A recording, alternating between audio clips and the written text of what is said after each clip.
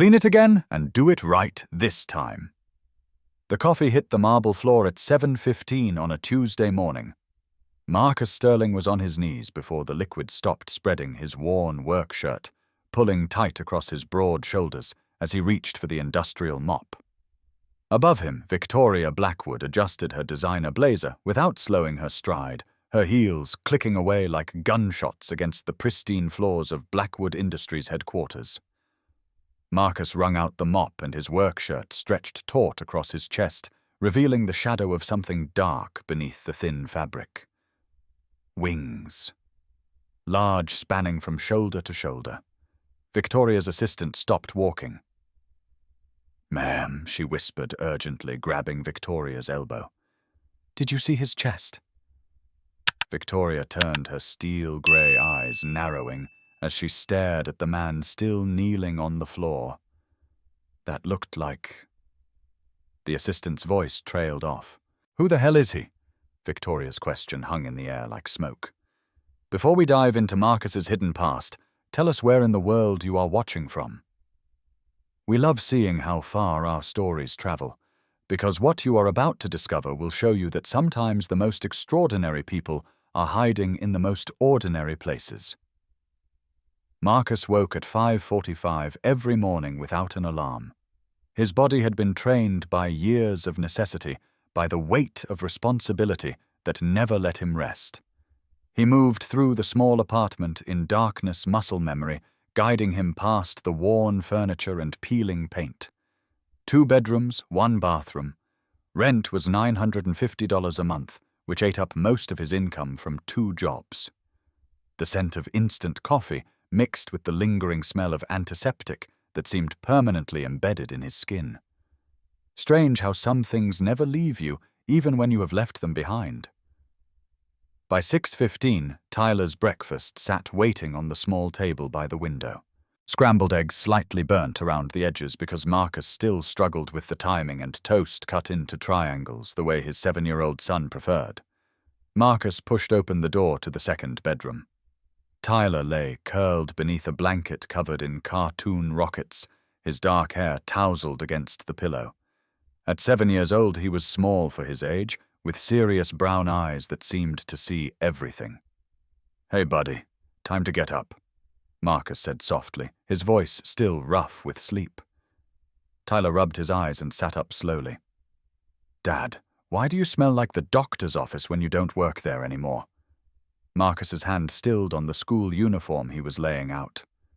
Navy polo, khaki pants, white socks. The same question Tyler had been asking in different ways for months. Sometimes the past follows us around, buddy. Like a ghost. Something like that. Marcus helped Tyler dress his fingers, working the buttons that never seemed to line up right on the first try. These moments were precious to him. These quiet minutes before the world demanded its due. They ate together at the small table by the window, the morning light casting long shadows across the linoleum floor. Tyler talked about a spelling test on Friday, about a kid named Jimmy who could do a backflip on the playground, about an art project starting next week where they had to draw their family. Marcus listened to every word, filing away each detail like treasure. These conversations were the fuel that kept him going through 18-hour days. Dad Tyler's voice was small, uncertain. "Yeah, buddy. How come other kids' dads wear ties and you wear uniforms?" Marcus's hand stilled on his coffee cup, the ceramic warm against his palm. The question hit deeper than Tyler could know. Different dads have different jobs. That doesn't make any job better or worse. Tommy's dad is a doctor. He says doctors make lots of money and help people. They wear white coats and have important jobs. The irony was a knife twisting in Marcus's chest. "Money isn't everything, Tyler." The boy frowned, his small face serious. Then what is Marcus looked at his son's face, open and curious and innocent of the way the world could break a person down and rebuild them into something unrecognizable. Being here with you, making sure you know you are loved. That's everything. Tyler nodded slowly like he understood. but didn't the way children do when adults give them answers that are true, but incomplete. At 7:30, they walked 6 blocks to Riverside Elementary. Tyler's backpack was too big for his shoulders, but he carried it himself, his small chin set with determination. The morning air was crisp, carrying the scent of coffee from the shops they passed, and the exhaust from cars full of parents rushing to drop off their own children. At the school gate, Tyler turned around, his face bright with the boundless energy that made Marcus's heart ache with love and protectiveness. "See you later, Dad." "See you later, buddy." Tyler disappeared through the doors with the other children, his rocket backpack bobbing in the crowd. Marcus stood there longer than necessary, watching, until his son was completely out of sight. Other parents hurried past him, mothers in business suits checking their phones, fathers adjusting ties and discussing conference calls. None of them looked at the man in the janitor's uniform. He might as well have been invisible. Marcus walked back alone, the empty streets echoing with his footsteps. The apartment felt different in the daylight, smaller somehow, the shadows revealing every crack and worn spot he tried to ignore at night. He showered quickly, changed into his work clothes, and checked that the door was locked twice. On his way out, he stopped at the small table in the hallway. A framed photograph sat there, facing the wall, gathering dust. He didn't turn it around. He never did. Some wounds were too fresh, even after years. Inside his wallet, tucked behind a $5 bill, was another photograph.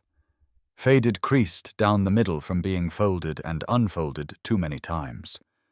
A woman in a white hospital coat stood beside a younger version of himself, both of them smiling at the camera. Behind them, blurred but still readable, the sign read, "St. Augustine Children's Hospital." He didn't take the photo out. He never did. But he knew it was there, a reminder of everything he had lost and everything he had once been. The reassignment came on a Wednesday. Marcus's supervisor handed him a new badge and a different set of keys, explaining in clipped professional tones that he was being moved to the executive floors. Higher pay, 50 cents more per hour. Marcus took the assignment without comment, without questions, because that's what you did when you needed every dollar you could scrape together. The 14th floor smelled different from the lower levels. Leather and expensive coffee and air freshener that probably cost more than Marcus's weekly groceries. The scent hit him as soon as the elevator doors opened, a reminder that he was entering a different world, one where he would always be an outsider. He arrived at 600 in the morning before most of the staff, and worked through his routine with methodical precision. Empty trash cans, vacuum carpets, wipe down conference tables, restock supplies. The work was the same, but the environment was intimidating, in a way that made Marcus hyper-aware of every sound he made, every surface he touched. Victoria Blackwood's office sat at the end of the hall like a fortress. For the first 2 weeks, he never saw her. She arrived after he finished his morning shift, left after he had gone home to pick up Tyler. He knew her schedule from the calendar on her desk that he dusted each morning. Meetings in New York, conference calls with Tokyo investor dinners that ran past midnight. Her life was a whirlwind of power and responsibility that never seemed to slow down. Marcus moved through the corporate world like a ghost haunting his former life, invisible to the executives who hurried past him in their expensive suits. They looked through him as if he were part of the building itself, as functional and forgettable as the cleaning equipment he pushed from room to room. But Tyler saw him differently. Every afternoon when Marcus picked him up from school, the boy's face would light up with pure joy, as if his father were the most important person in the world. "Dad, guess what happened in art class today?" Tyler would chatter as they walked home, his small hand warm in Marcus's larger one. "Mrs. Peterson said my drawing of our family was really good. I drew you in your work uniform because I think you look strong in it." These moments were Marcus's salvation, the reminder that worth wasn't measured by the size of your office or the cost of your clothes. Tyler's love was unconditional, unmarked by the judgments and hierarchies that ruled the adult world. Tommy's dad drives a shiny car, Tyler observed one afternoon as they waited at a crosswalk. Why is ours so bumpy? Marcus looked down at his son, seeing the innocence in his eyes, the genuine curiosity without any hint of complaint. Our car gets us where we need to go, buddy. Sometimes that's all that matters. But wouldn't it be nice to have a shiny one? Maybe, Marcus said carefully, but then we might not appreciate the things we do have. Tyler considered this seriously, the way he approached all of life's mysteries. Like what? Like each other, like the fact that I get to walk you to school every morning and hear about your day every afternoon. Some dads don't get that. Tyler squeezed his father's hand. I'm glad you are my dad, even if our car is bumpy. The words hit Marcus like a physical blow, not because they hurt, but because they reminded him of everything that mattered, everything he was fighting to protect and provide for. At home, Marcus would help Tyler with homework at the small kitchen table, their heads bent together over math worksheets and spelling lists. Tyler was bright, curious, always asking questions that made Marcus think carefully about his answers. Dad, how come you know so much about science? Tyler asked one evening as Marcus helped him understand how the heart worked for a health assignment. Marcus's hand stilled on the textbook, his chest tight with memories of medical school, of residency, of the years when such knowledge had been his profession rather than his past. I read a lot when I was younger. Like a really lot. Yeah, buddy, a really lot. Tyler accepted this explanation the way children do, without pressing for details that might be painful. But Marcus could see the wheels turning in his son's mind, filing away another piece of the puzzle that was his father's mysterious past. Later, after Tyler was asleep, Marcus would sit in the living room of their small apartment and feel the weight of his choices. He had traded a corner office for a janitor's closet, traded respect for invisibility, traded his identity for his son's security. Some nights, the trade felt worth it. Other nights, it felt like dying slowly. But Tyler's laughter from the next room, the sound of his son talking in his sleep about rocket ships and playground adventures, reminded Marcus that some sacrifices were sacred. He had lost everything that defined him professionally, but he had kept the only thing that defined him personally.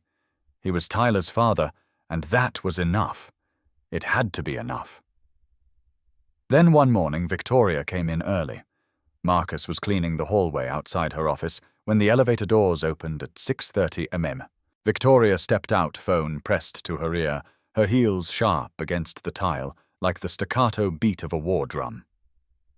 I don't care what the lawyers say, she was saying into the phone, her voice carrying the authority of someone accustomed to having her words treated as commands. Settle it. I want this done by Friday.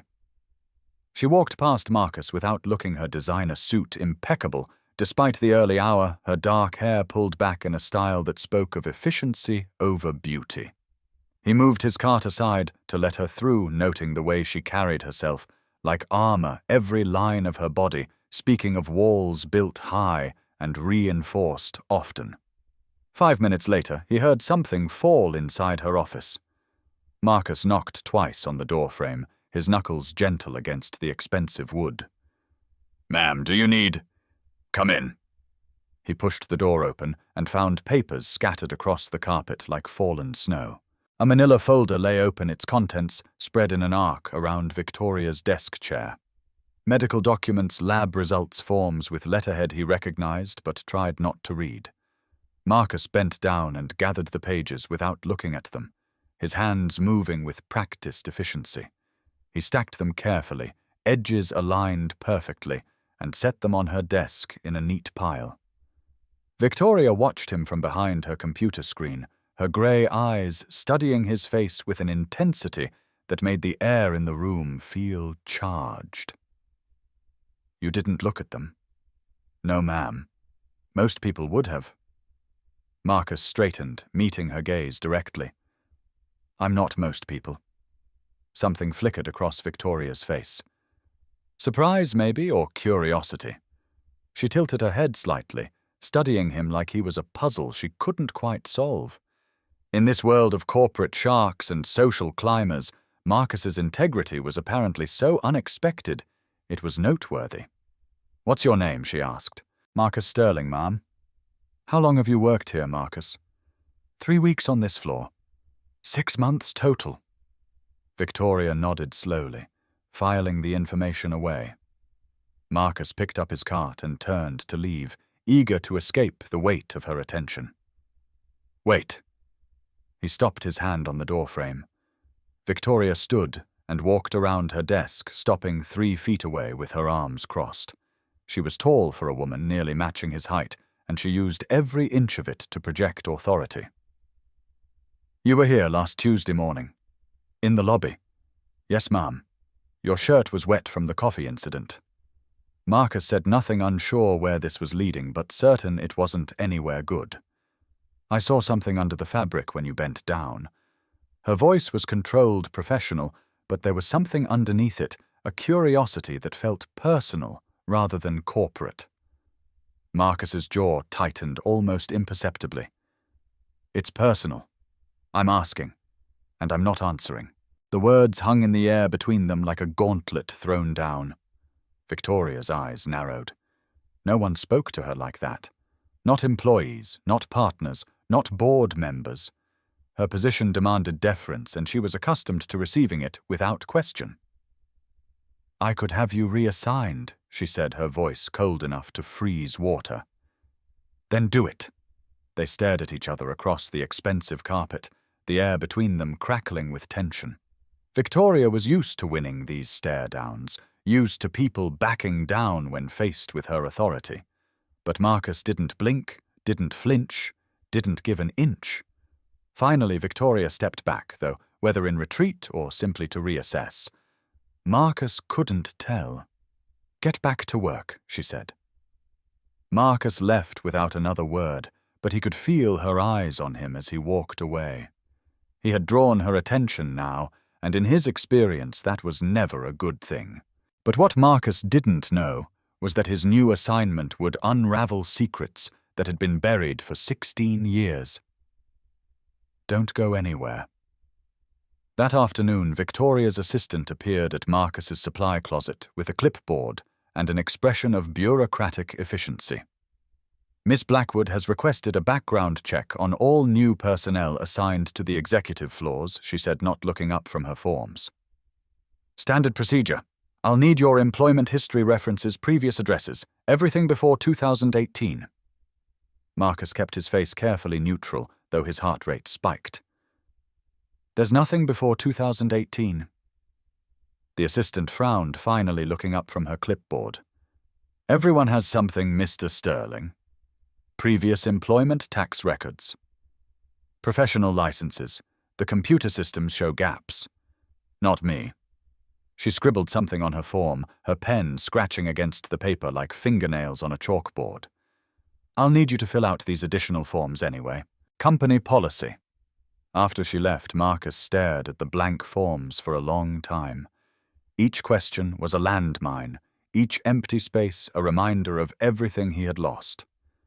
Previous employment: pediatric surgeon, St. Augustine Children's Hospital. Reason for leaving, career destroyed by lawsuit. Personal references. All the colleagues who had turned their backs when the accusations flew. He left every space blank and returned the forms unsigned. That night, Victoria sat alone in her office, long after the building had emptied, a file spread open in front of her like accusations waiting to be made. Marcus Sterling's employment records were pitifully thin.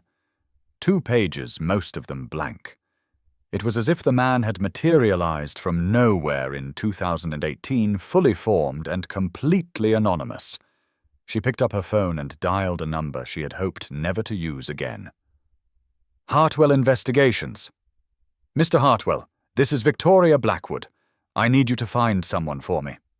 "Of course, Miss Blackwood. What can you tell me about the subject?" Victoria looked at Marcus's employee photo clipped to the front of the file. A serious face, kind eyes, the expression of a man who had learned to keep his thoughts hidden. "His name is Marcus Sterling. Mid-30s, works as a custodian. And Mr. Hartwell. I need to know everything. Everything. Where he came from, what he did before 2018, why he's working as a janitor when something about him suggests he's capable of much more. She paused, remembering the way he had handled her medical documents, the reverence in his touch. And I want to know about the tattoo on his chest. Unusual request, unusual circumstances. How quickly can you work? Give me a week. You have 3 days. Victoria hung up and stared out her office window at the city lights below. Somewhere out there, Marcus Sterling was tucking his son into bed, reading bedtime stories, being a father. But who had he been before? And why did she care so much about finding out? She touched her throat absently, her fingers tracing the thin line hidden beneath her collar, and wondered why Marcus Sterling felt like a ghost from a past she couldn't quite remember. 3 days later, the investigator's report arrived in a manila envelope marked confidential. Victoria opened it in her office after everyone had gone home, the building silent except for the hum of ventilation systems and the distant sound of traffic far below. Inside were 3 pages and 2 photographs that would change everything. She read slowly, her coffee growing cold, as the pieces of Marcus Sterling's puzzle began forming a picture she wasn't prepared to see. Marcus Sterling, age 38. Current employment, custodial staff. Blackwood Industries. Previous employment unknown. No tax records before 2018. No professional licenses on file. No criminal record. Subject appears to have no documented existence prior to 6 years ago. Victoria flipped to the photographs. The first showed Marcus outside Riverside Elementary, his hand holding that of a small, dark-haired boy. Father and son, the investigator had noted. The child's name was Tyler Sterling, age 7, enrolled in 1st grade. The second photograph caught Marcus at work, reaching up to change a light bulb in the conference room. His uniform shirt had pulled tight across his chest, revealing the unmistakable outline of wings tattooed across his entire torso. Large wings, detailed and elaborate, the kind of artwork that took months to complete and cost thousands of dollars. Victoria stared at the image, her pulse quickening. She had seen markings like that before, in a different life, a different world. Medical professionals sometimes got them symbols of their oath, reminders of their calling. The caduceus, the rod of Asclepius, angel wings with Latin phrases inscribed beneath. She opened her laptop and searched large wing tattoo medical meaning.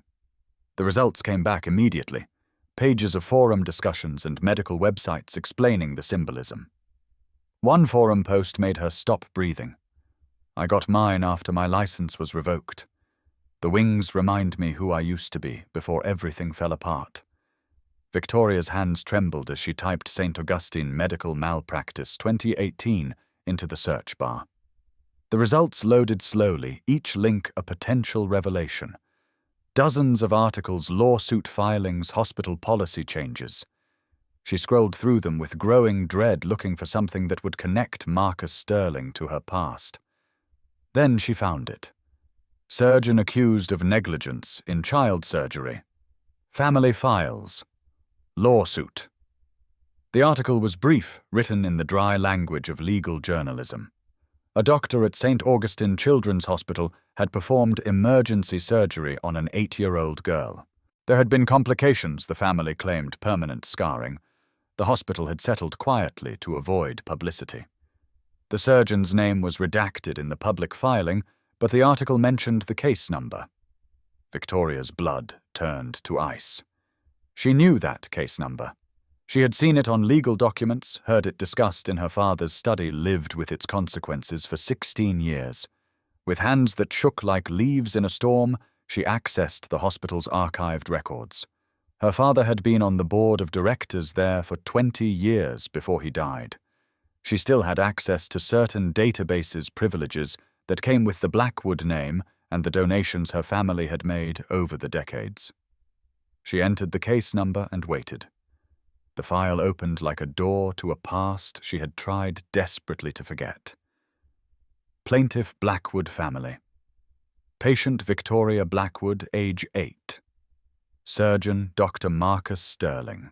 Victoria shot to her feet, her chair crashing backward against the window. She pressed her hands against the desk, trying to steady herself, as the room spun around her like a carnival ride gone wrong. Marcus Sterling had saved her life. She scrolled down through the medical records, reading details that brought back flashes of memory.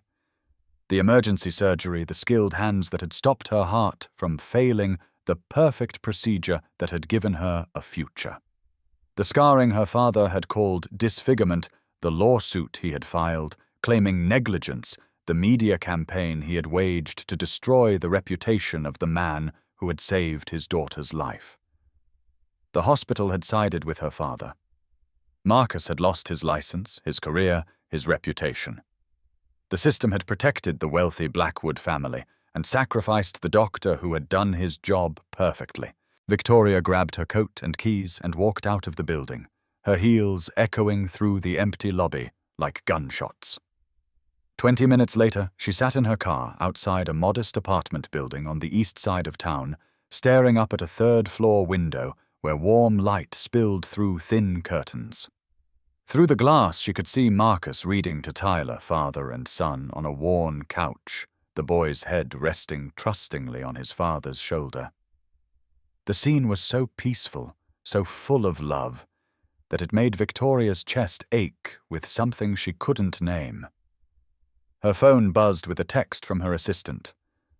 Board meeting moved to 8:00 a.m. tomorrow. Need you there early. Victoria didn't respond. She sat in the dark, watching the man her family had destroyed tuck his son into bed, and wondered how she could ever face him again. The weight of 16 years of ignorance pressed down on her like a stone. Marcus appeared at the window, briefly adjusting the curtains, and for a moment Victoria thought he might see her car. But he was looking at his son, not out at the street, his face soft with the kind of love that money couldn't buy and power couldn't touch. She drove home in silence, the investigator's report on the passenger seat beside her like evidence of a crime she had committed without knowing it. That night, she didn't sleep. She stood at her penthouse window looking out at the city lights and thinking about second chances, about the wings tattooed on Marcus Sterling's chest, and about the girl he had saved who had grown up to become the woman who employed him to clean floors. Tomorrow, everything would change. She just didn't know how yet. Victoria's obsession began at 3:00 a.m. with coffee that tasted like regret, and medical files spread across her dining room table like tarot cards predicting a future she wasn't ready to face. She had printed everything: Marcus's employment record, the investigator's photos, archived hospital reports, court documents that had been sealed for privacy, but were accessible to someone with her father's old connections. Each page was another layer of the truth she had been living above for 16 years, unknowing and complicit. The wing tattoo photograph lay at the center of it all. She had enlarged it, enhanced it, studied every line and shadow until she could trace the design from memory. They weren't just wings, they were phoenix wings, she realized now. The mythical bird that rises from its own ashes, reborn from destruction. The irony cut deep. Her hands trembled as she dialed her investigator again. "Hartwell here. I need more," Victoria said without preamble. Everything about Marcus Sterling's life before 2018, his medical practice, his family, why he disappeared. "Miss Blackwood, it's 3 a.m. I don't care what time it is. I need to know about his wife." A pause. His wife. The employment records list him as widowed. Find out who she was when she died, how she died. Find out if they had other children. Find out what happened to make a successful surgeon vanish from the medical world completely. This is going to require deeper digging, Miss Blackwood. Hospital records, insurance files, death certificates. It's not going to be cheap. I don't care what it costs. She hung up and stared at the city lights beyond her floor-to-ceiling windows. Somewhere out there, Marcus was probably lying awake too, thinking about his son, his lost career, the future he was trying to build from the wreckage of his past. Did he ever think about the 8-year-old girl whose heart he had repaired? Did he remember her name, her face, the way she had looked up at him with complete trust? Before the anesthesia took her under, Victoria touched her throat where the scar lay hidden beneath silk and concealer, a thin line that ran from her collarbone to just below her chin. She had had it covered by the best plastic surgeons money could buy, but she could still feel it, still trace its path with her fingertips in the dark moments between sleep and waking. Her father had called it disfigurement. My daughter, he had raged to anyone who would listen, scarred for life by a surgeon's incompetence. He had made it about beauty, about perfection, about the way the scar might affect her marriage prospects or business credibility. He had never once mentioned that Marcus Sterling had saved her life. Victoria walked to her bathroom and stared at herself in the mirror. In the harsh fluorescent light, she could see the scar, clearly a thin white line that spoke of trauma and healing of death narrowly avoided. She had spent her adult life hiding it, wearing high collars and strategic jewelry, applying concealer with the precision of a surgeon herself. But tonight, she saw it differently. Tonight it looked like a signature, like proof of a miracle performed by hands that now emptied her trash cans and mopped her floors. Her phone rang at 6:00 a.m., Hartwell with preliminary findings. "I found her," he said. "Sarah Sterling, Marcus's wife. Married 12 years, died 4 years ago. Cancer." Victoria's coffee cup slipped from her numb fingers, shattering on the marble floor. Cancer pancreatic. Stage 4 by the time they caught it. The medical bills were extensive. I found bankruptcy filings, property sales, liquidated assets. Marcus Sterling sold everything they owned to pay for treatments. While the lawsuit was ongoing, the timeline overlaps. Your father's legal action began in late 2017. Sarah Sterling was diagnosed 6 months later. The lawsuit destroyed Marcus's career right when he needed income most for his wife's care. Victoria closed her eyes, seeing the pieces fall into place like dominoes toppling in slow motion. While her father was destroying Marcus's reputation and career, Marcus was watching his wife die, selling their home to pay for chemotherapy, fighting a legal battle with one hand and holding his dying wife's hand with the other. "There's more," Hartwell continued. "I found colleagues willing to talk off the record. Marcus was considered one of the best pediatric surgeons on the East Coast. Perfect record, innovative techniques beloved by patients and staff.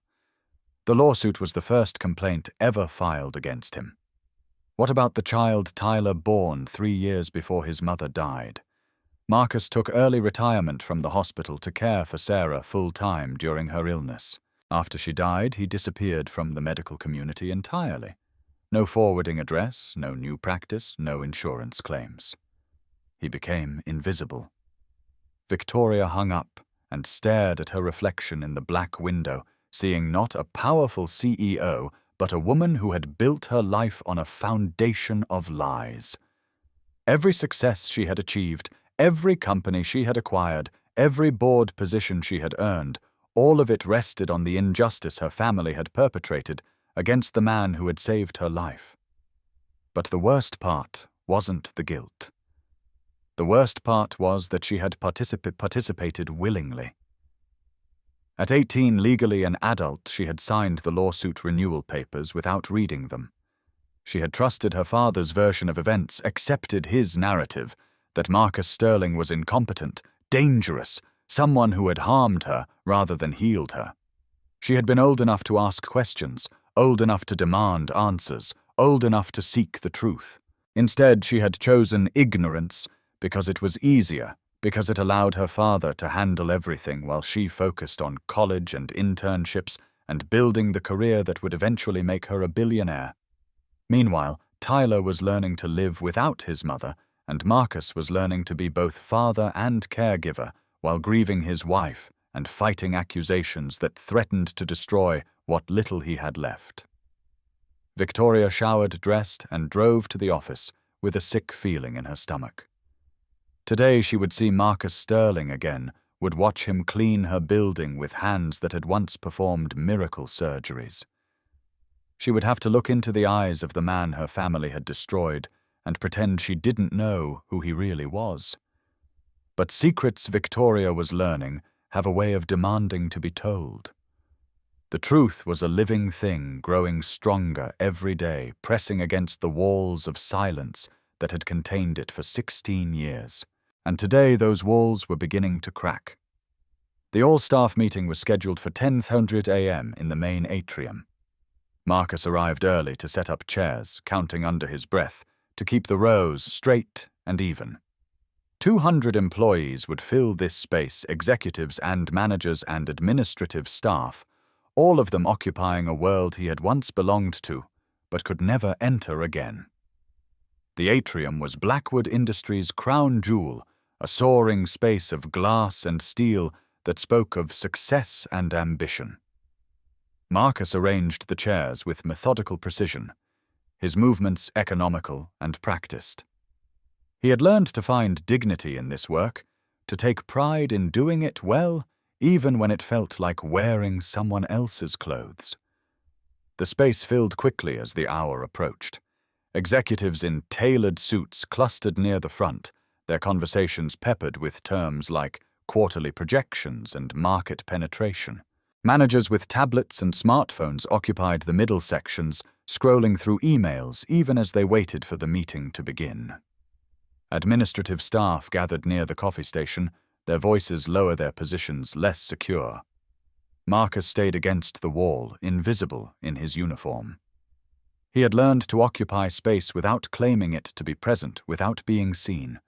It was a skill born of necessity, refined through years of moving through a world that had decided he no longer belonged in it. Victoria entered last, her heels clicking against the marble floor like the countdown to an execution. She walked to the front of the room without looking at anyone, her face pale and composed. She hadn't slept, Marcus noticed. There were shadows under her eyes that even expensive concealer couldn't hide. She knows, he realized with a jolt of recognition. Somehow she had figured out who he was.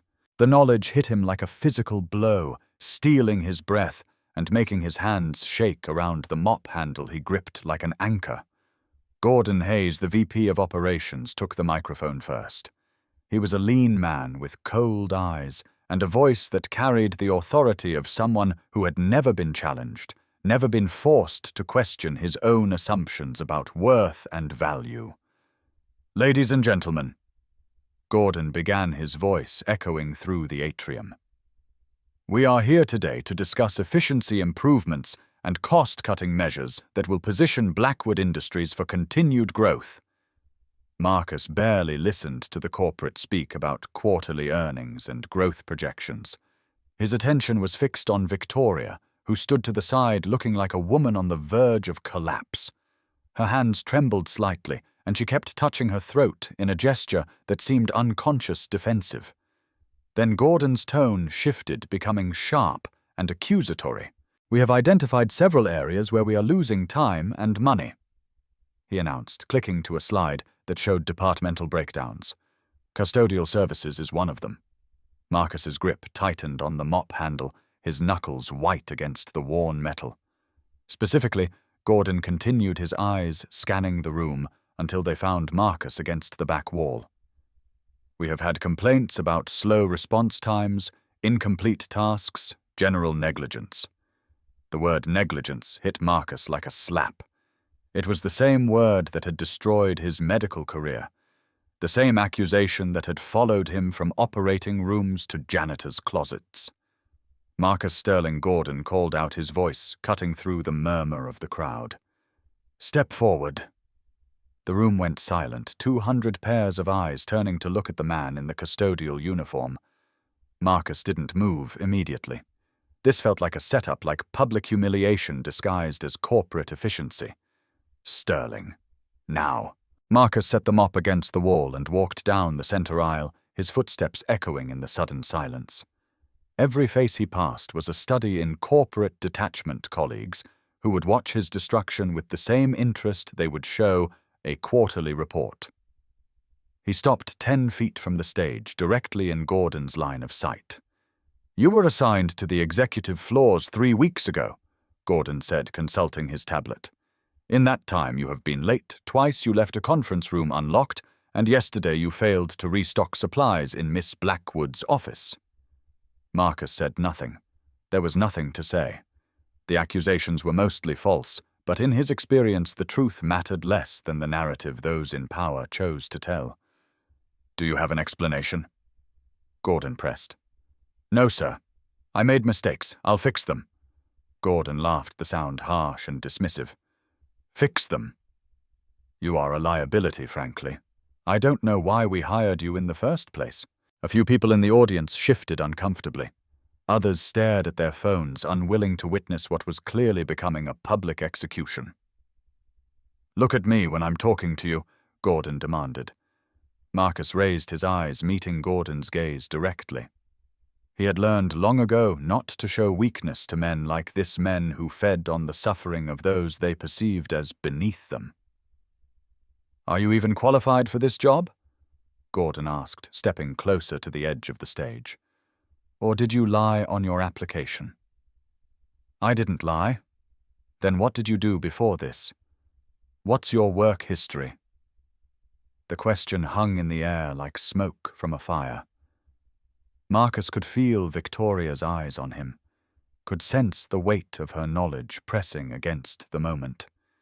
"It's not relevant," he said quietly. "I'm making it relevant," Gordon snapped. "Answer the question." Marcus's jaw tightened. "I worked in healthcare." "Healthcare?" Gordon's voice dripped with skepticism.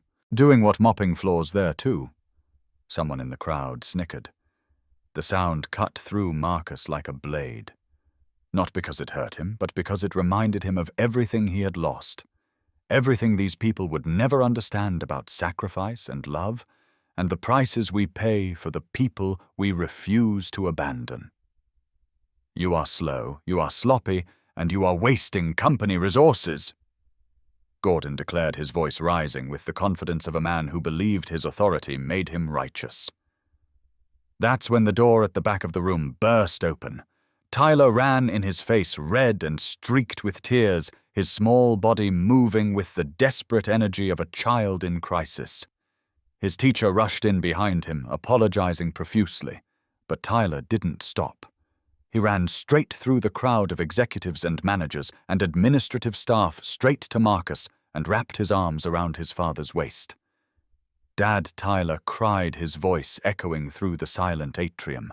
Marcus knelt immediately, his hands gentle on Tyler's shoulders, his voice soft and reassuring, despite the public humiliation he had just endured.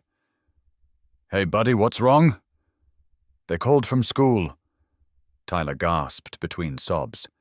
"You didn't answer your phone. I thought something happened to you. I thought someone hurt you." "I'm fine," Marcus said, pulling his son close.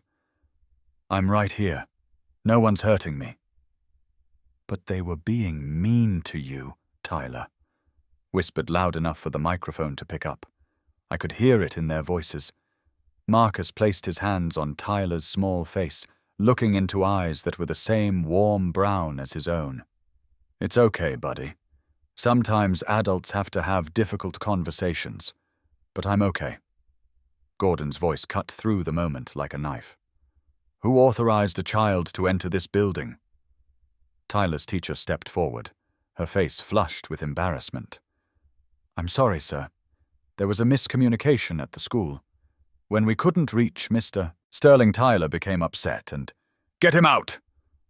Gordon commanded. Tyler clung tighter to Marcus, his small body trembling.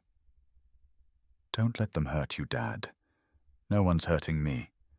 Marcus said, his voice steady and calm. "I'm okay. I promise." But they were being mean. Tyler insisted, his child's sense of justice outraged by what he had witnessed. "That's not okay." Gordon pointed toward the exit. "Security, remove the child." That's when Victoria stood from her seat at the front of the room. She had been silent throughout the entire meeting, watching Marcus's humiliation with growing horror, seeing in his dignity and gentleness everything her father's lawsuit had tried to destroy. "Security," she said, her voice cutting through the noise like glass. "Remove Mr. Sterling and his son from the building, immediately." The words hit Marcus like physical blows. Tyler started crying again, and Marcus picked him up, holding his son close as he turned toward the exit. He didn't say a word, didn't defend himself, didn't fight back. He just walked, carrying his child, maintaining his dignity, even as his world collapsed around him yet again. As he passed Victoria's position near the front, their eyes met for half a second. Hers were wet with tears she couldn't shed, filled with a pain that matched his own. In that brief moment, Marcus saw something that looked like recognition, like guilt, like the beginning of understanding. But he didn't stop walking. He couldn't afford to stop, not with Tyler in his arms, not with 200 people watching, not with the weight of his son's future pressing down on his shoulders like gravity itself. The atrium doors closed behind them with a soft click, sealing Marcus and Tyler away from the corporate world that had never been meant for men who chose love over power, sacrifice over success. Behind them, someone in the crowd whispered, "Did you see his shirt when he bent down to pick up the kid?" "Yeah," came the response. "Those definitely looked like wings." "Wait," said a third voice, realization dawning. "Isn't that what doctors get tattooed?" The murmur spread through the crowd like ripples in a pond, but Marcus and Tyler were already gone. Walking toward an uncertain future with nothing but each other, and the unshakable bond between a father and son who had learned that sometimes love means losing everything else. 2 hours had passed since the meeting. Marcus had taken Tyler back to school, apologized to the teacher for the disruption, and returned to collect his personal belongings from his locker. His uniform, his spare shoes, the small thermos Tyler had given him for Christmas, and tucked behind everything else the photo of Sarah he kept taped inside the metal door. She smiled at him from the photograph. Her dark hair pulled back in a messy bun, her eyes bright with the laughter that had drawn him to her 15 years ago. The photo had been taken in their kitchen on a Sunday morning sunshine, streaming through the windows, Tyler toddling between them in footy pajamas covered with dinosaurs. That kitchen was gone now, sold along with everything else to pay for treatments that hadn't worked, hope that had proved futile, time that had run out too quickly. But Sarah's smile remained frozen in that moment when their life together had seemed infinite, unbreakable. Marcus closed his locker for the last time and walked toward the parking garage. He needed to figure out what came next, how to explain to Tyler that Dad had lost another job, how to make rent next month, how to keep moving forward when every step felt like walking through quicksand. But as he rounded the corner toward the elevator bank, he heard something that made his blood freeze. The building's fire alarm was shrieking, lights flashing red in the hallway. People rushed past him toward the exits, their voices sharp with panic and confusion. Emergency protocols activated automatically, sealing certain areas, redirecting foot traffic toward designated evacuation routes. Marcus grabbed his jacket and followed the crowd toward the main doors. Then he heard it, a voice faint and desperate coming from the direction of the stairwell. "Help! Someone please help!" Everyone else kept moving toward the exits, following training that said, "Get out first, let the professionals handle emergencies." But Marcus turned and ran toward the sound, his body moving before his mind could process the decision. The stairwell was filling with smoke, emergency lighting casting everything in hellish red. He pulled his jacket over his nose and pushed through the door, the air thick and acrid, burning his lungs with each breath. On the landing between the 12th and 13th floors, 4 people were huddled against the wall. 3 men in expensive suits and Victoria Blackwood, sitting on the ground, gasping for air like a fish pulled from water. Her inhaler lay on the floor beside her, empty. Marcus took the stairs 2 at a time, his medical training overriding years of suppressed instincts. He dropped to his knees in front of Victoria, his hands immediately going to her wrists to check her pulse, rapid, thready, irregular. "What happened?" he asked the men. Though his attention remained focused on Victoria. The elevator stopped between floors. One of them answered, his voice tight with panic. She started having trouble breathing right away. "Asthma attack, I think." Marcus nodded, his mind shifting into the clinical detachment that had once made him one of the best pediatric surgeons on the East Coast. Asthma, Victoria tried to nod, her lips pale, her chest heaving with shallow, rapid breaths that weren't bringing enough oxygen to her blood. "Where's your backup inhaler?" Marcus asked, though he suspected he knew the answer. Victoria shook her head weakly, her eyes wide with the kind of panic that comes when your body betrays you in the most fundamental way, when breathing, the most basic function of life, becomes impossible. Marcus looked at the three men. "Get out now. Use the stairs. Stay low under the smoke. Move." They hesitated, clearly uncomfortable with leaving their CEO, but Marcus's voice carried the authority of someone accustomed to making life or death decisions. They went. Alone with Victoria in the smoke-filled stairwell, Marcus placed one hand on her chest and the other on her back, feeling the erratic rhythm of her breathing, the way her muscles fought against themselves. "Look at me," he said, his voice calm and steady, despite the chaos around them. "Victoria, look at me." She tried, her grey eyes unfocused and frightened. "Count to 4, Marcus instructed. "Breathe in through your nose slowly. 1, 2, 3, 4. She couldn't do it. The panic was feeding the asthma feeding the panic, a vicious cycle that would kill her if he couldn't break it. "Yes, you can," Marcus said firmly, "with me. Watch my lips. 1. He breathed with her, exaggerating the movements, giving her something to focus on besides the smoke and fear and the feeling that she was drowning in air. It was a technique he had learned working with children, a way to break through panic and establish control. 2, 3, 4. Good. Now hold it. 1, 2. Now out slowly. Victoria's body trembled with the effort, but she followed his lead, her breathing beginning to slow fractionally. "We have to move," Marcus said, when she could manage a few consecutive breaths. "Can you stand?"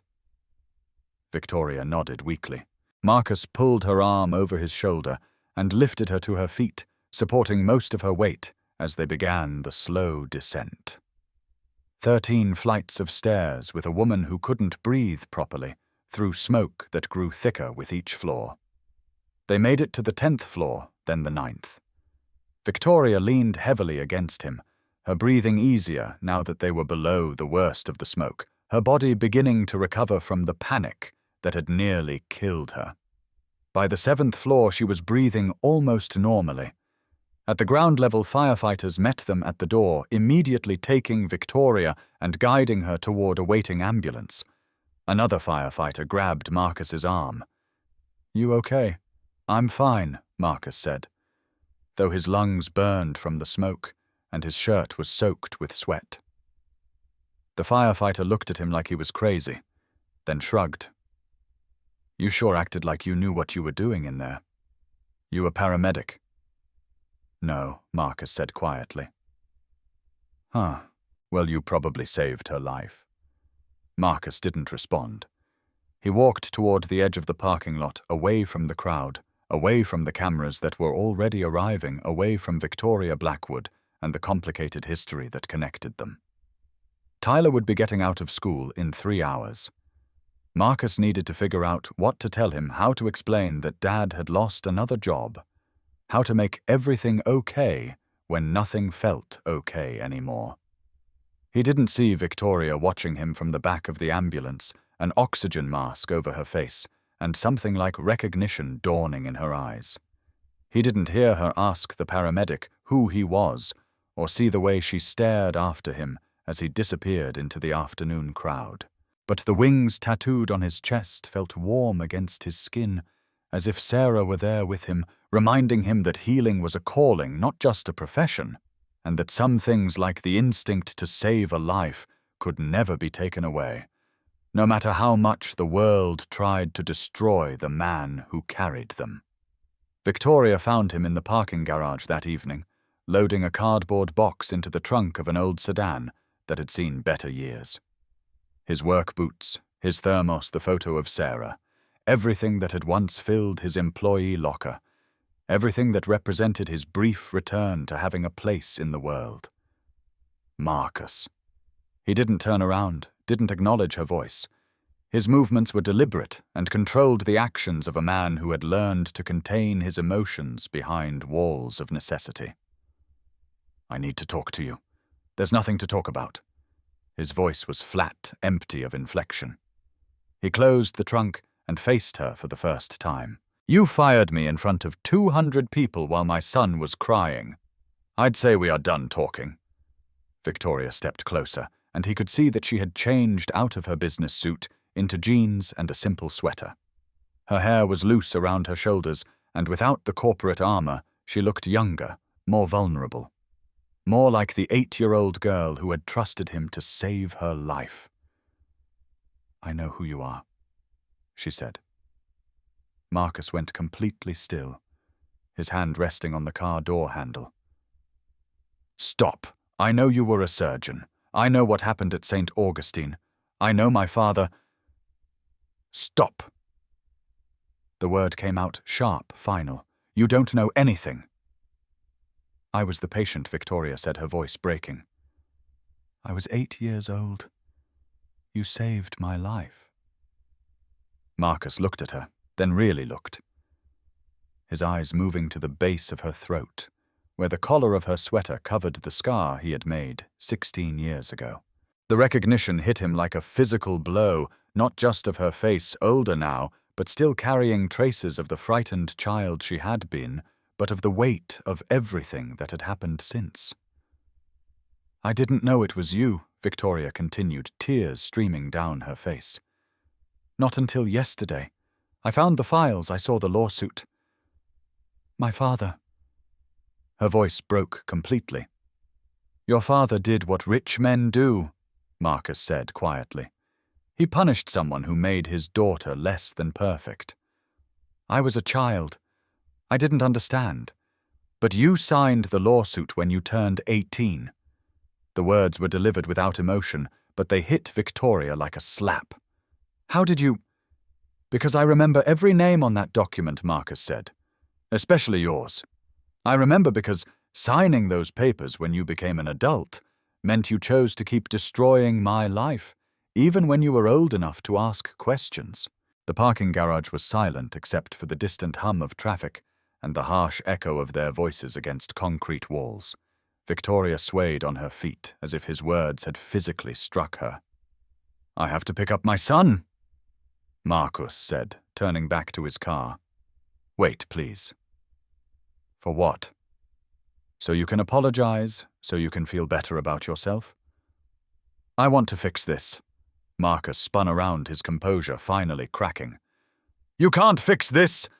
His voice echoed off the concrete walls, raw with 16 years of suppressed rage. "You can't fix 7 years of my life. You can't bring back my wife. You can't undo the fact that she died thinking I was a failure." Victoria took a step back, her face pale with shock. "You can't fix the nights I worked 18 hours straight because I needed every dollar I could scrape together while you were building a fortune on the grave of my career." Marcus's voice cracked with emotion. "You can't fix the times. Tyler asked me why other kids' dads had important jobs, and I had to lie to him because the truth was too complicated for a 7-year-old. "I didn't know about your wife," Victoria whispered. "You didn't want to know." Marcus shot back. "You wanted someone to blame for not being perfect, and I was convenient." "That's not—" she started, but Marcus cut her off. "My wife had cancer. Stage 4. I quit my job to take care of her. I sold our house to pay for treatments that didn't work. And while I was watching her die, Your lawyers were taking everything else I had left." Victoria covered her mouth with her hand, her face crumpling with grief for people she had never met, for pain she had helped cause without understanding its scope. She asked me once why I didn't fight back, why I didn't defend myself against your accusations. Marcus's voice dropped to a whisper. I told her it didn't matter, that as long as we had each other, I didn't need anything else. He wiped his eyes roughly with the back of his hand, the gesture angry and vulnerable. She died believing I had hurt people, that I had failed at the thing I loved most, that I wasn't good enough. The words came out broken, each one a piece of his heart laid bare in the fluorescent lighting of a corporate parking garage. Victoria was crying openly now, her shoulders shaking with sobs. "Let me help you get your license back. Let me. I don't want your guilt money." Marcus interrupted. "I don't want your charity. I don't want anything from you except to be left alone." "Then what do you want?" Victoria asked desperately. Marcus got into his car and started the engine. Through the windshield, he looked at her one last time. "I want you to leave me alone." The words hung in the air between them like a death sentence. Victoria's legs gave out, and she sank to her knees on the oil-stained concrete, her expensive jeans absorbing the grime of a place that had never been designed for moments of reckoning.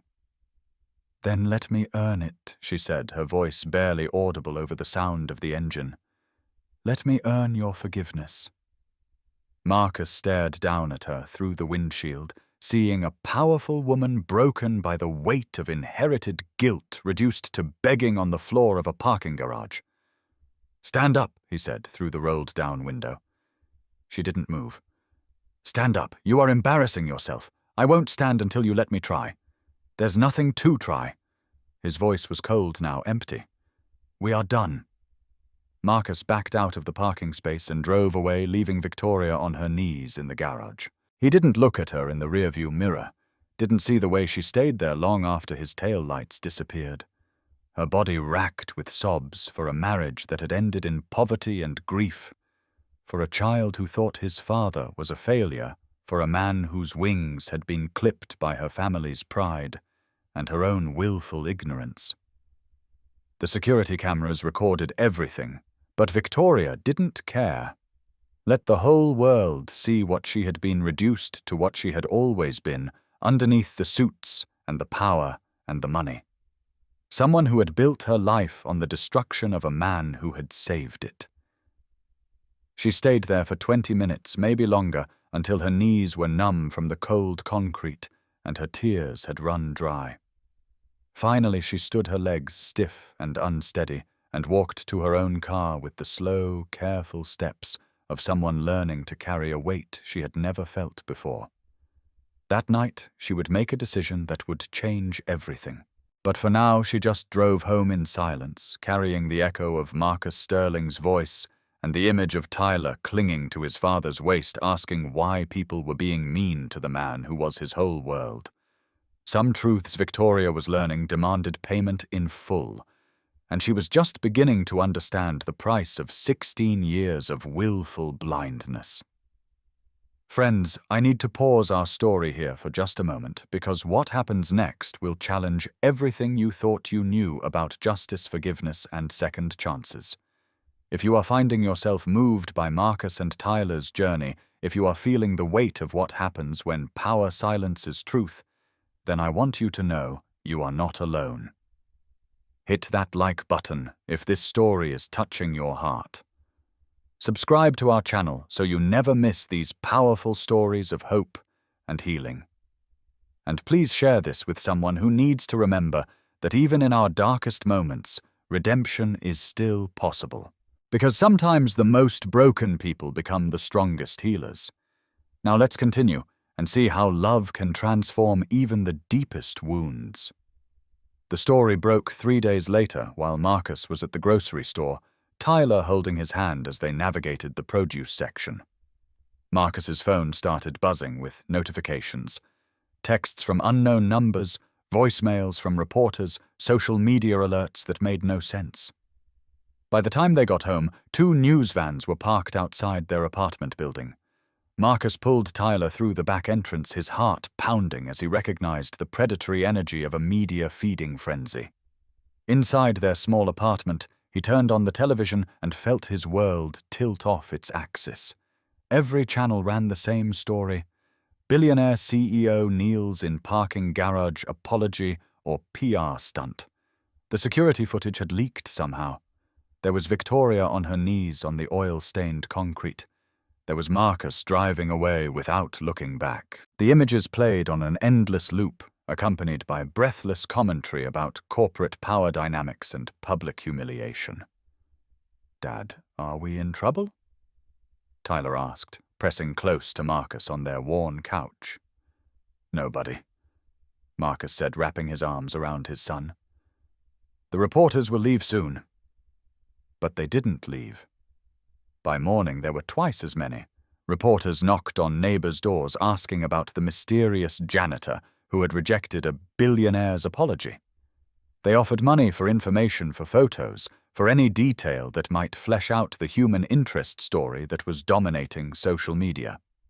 Marcus stopped answering his phone and spent the day applying for jobs online. Every application asked the same question.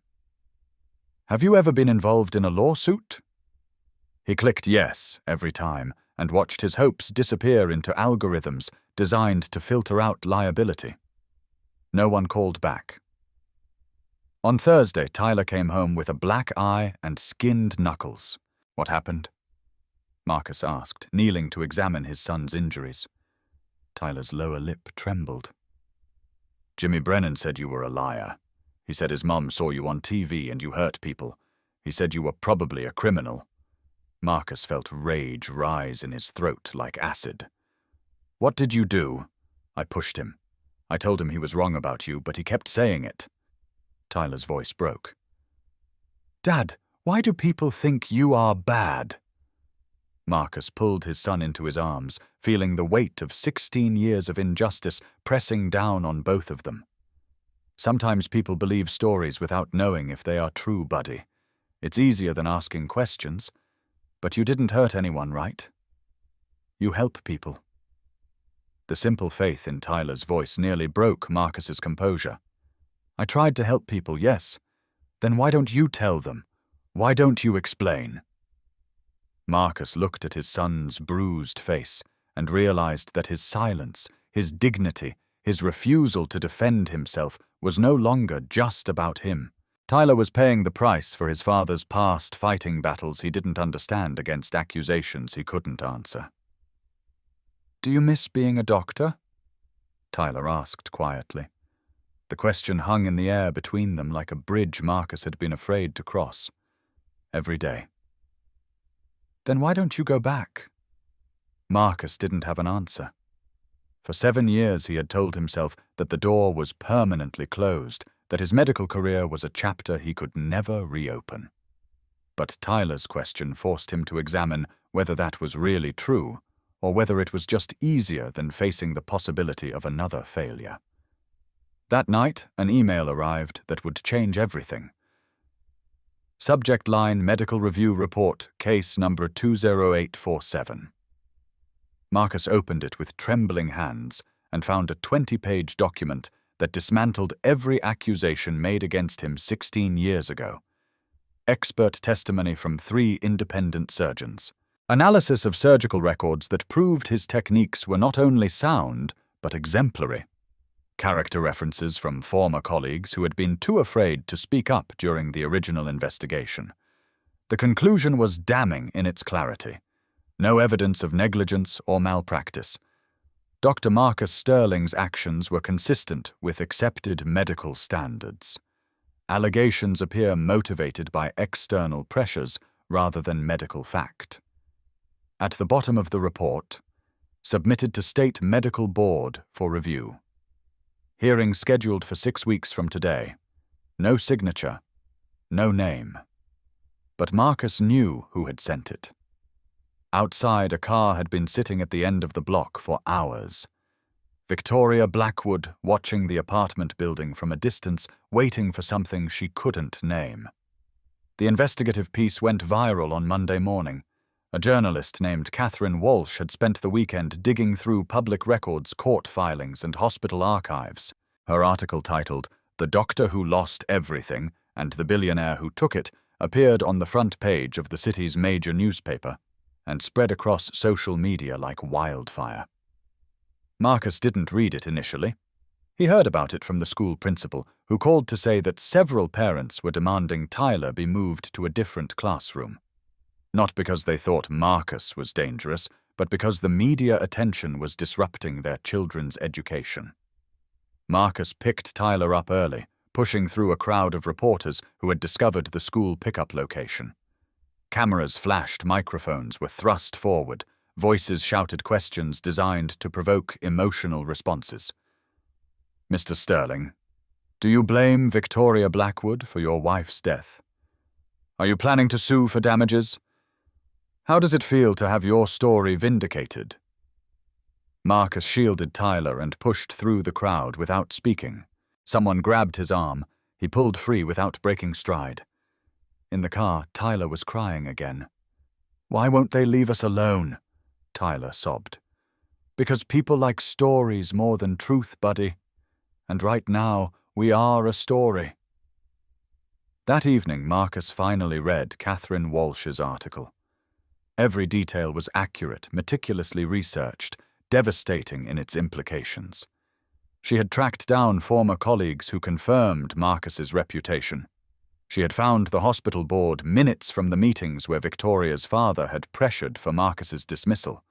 She had even located the original surgical records that proved the operation had been performed flawlessly. The article painted a picture of institutional corruption of wealth using its influence to destroy an innocent man of a medical career sacrificed on the altar of one family's wounded pride. By evening, Marcus's phone was ringing constantly, lawyers offering to file lawsuits, talk show producers wanting interviews, medical colleagues who had been silent for 16 years suddenly eager to offer support and apologies. Marcus deleted them all. At 8 o'clock, someone knocked on the door.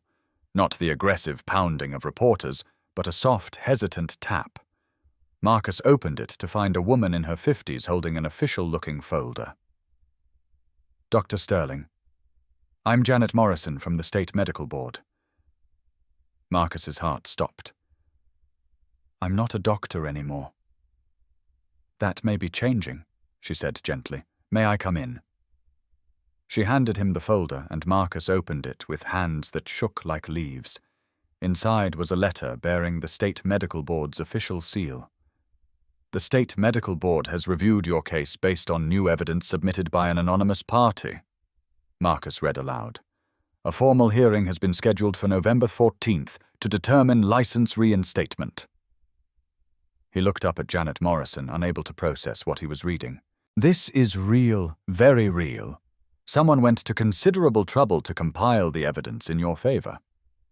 Medical experts, legal analysis, character testimonies. It's the most comprehensive review package I've seen in 20 years. Who submitted it? I'm not at liberty to say, but..." She paused, choosing her words carefully. "Whoever it was has significant resources and legal expertise. They wanted to make sure this was done right." After she left, Marcus sat with the letter, while Tyler climbed beside him on the couch. "What does it say, Dad? It says I might get to be a doctor again." "Really?" Tyler's eyes went wide with wonder. "Maybe Buddy. Maybe." Across town, Victoria sat in her attorney's office, while 3 men in expensive suits delivered news she had been expecting. "The board voted unanimously," her attorney said. "They want your resignation effective immediately." Victoria nodded. She had known this was coming from the moment the security footage leaked, from the moment she had made the decision to kneel in that parking garage and accept responsibility for her family's actions. "If you fight this, it'll get ugly," another board member warned. "The shareholders are already nervous. The publicity has been..." "Let it get ugly," Victoria said quietly. "I'm not resigning." "Victoria, be reasonable. Your reputation— My reputation was built on a lie. She interrupted. I'm not protecting it anymore. Then what are you doing? Victoria stood and gathered her purse, her movements deliberate and calm. I'm stepping down voluntarily. There's a difference. What difference? One is about protecting myself. The other is about doing what's right. She walked out of the meeting and drove to the parking garage where everything had changed 3 days ago. Someone had spray-painted words across her reserved parking spot. You destroyed him. Victoria stared at the accusation, then got back in her car and drove to Marcus's neighborhood. She parked across the street from his building and sat in the dark, watching the third-floor window where warm light spilled through thin curtains. Her phone buzzed with a text from an unknown number. Leave him alone. He doesn't want your apology. Victoria stared at the message, then typed back. I know. Another message appeared. Then why are you here? Victoria looked around the empty street, realizing someone was watching her. Watch Marcus's building. She typed, because I owe him more than an apology. I owe him justice. The response came quickly. Justice doesn't fix what's broken. No, Victoria typed back, but it's a start. She started her car and drove away, leaving Marcus's street quiet again. But the seed of an idea had been planted, a possibility that had been growing in her mind since the moment she had read his medical records and understood the full scope of what her family had done. Justice might not fix what was broken, but she was about to discover that sometimes, when delivered with enough courage and public accountability, it could at least clear the ground for healing to begin. The press conference was scheduled for 2:00 p.m. on Thursday at the Blackwood Industries headquarters. Victoria stood backstage in the building where she had humiliated Marcus just weeks ago, listening to the crowd of reporters gather in the main atrium. 300 seats all filled. Cameras lined the back wall like cannons aimed at truth. Her publicist, her attorney, and her board of directors had all advised against this. They had offered alternatives, written statements, charitable donations, quiet settlements that would make the problem disappear. But Victoria had learned something in that parking garage, kneeling on oil-stained concrete, while Marcus Sterling drove away from her. Some debts couldn't be paid quietly. Some wrongs demanded public reckoning. You don't have to do this, her publicist said for the 10th time. Yes, Victoria said, adjusting her jacket. I do. She walked onto the stage where Gordon Hayes had humiliated Marcus in front of 200 employees. The irony wasn't lost on her. This was the same space where her company had tried to destroy a man's dignity, and now it would be the place where she tried to restore it. Camera flashes exploded like lightning as she approached the podium. The crowd fell silent, waiting. My name is Victoria Blackwood. She began, her voice steady and clear. 16 years ago, Dr. Marcus Sterling saved my life. Murmurs rippled through the crowd. This wasn't the corporate apology they had expected. I was 8 years old. I had a congenital heart defect that would have killed me without immediate surgery. Dr. Sterling performed that surgery with skill and precision that gave me a future. Victoria reached for the top button of her blouse. Her hands trembled slightly, but her voice remained strong. This is what my father called disfigurement. She unbuttoned her blouse, revealing the thin scar that ran from her collarbone toward her heart. This is what he used to destroy a man's career. Cameras zoomed in on the scar, not a disfigurement, but a lifeline proof of a miracle performed by hands that had later been forced to hold mop handles instead of scalpels. My father was a powerful man. Victoria continued. He sat on the hospital board. When he decided Dr. Sterling's work wasn't perfect enough for his daughter, he filed a lawsuit claiming negligence. She pulled medical records from the folder on the podium. These surgical reports confirmed that Dr. Sterling performed the procedure flawlessly. There was no malpractice, no negligence, no error, only a scar that my father couldn't accept. A reporter raised her hand, but Victoria kept speaking. I was 18 when I was asked to sign the lawsuit renewal. I was old enough to ask questions, old enough to read the medical records, old enough to understand what we were doing to an innocent man. Her voice caught. I signed anyway because I trusted my father's judgment more than I trusted my own conscience. The room was completely silent now. While my father was destroying Dr. Sterling's career, Dr. Sterling was watching his wife die of cancer. He quit medicine to care for her full-time. He sold their home to pay for treatments.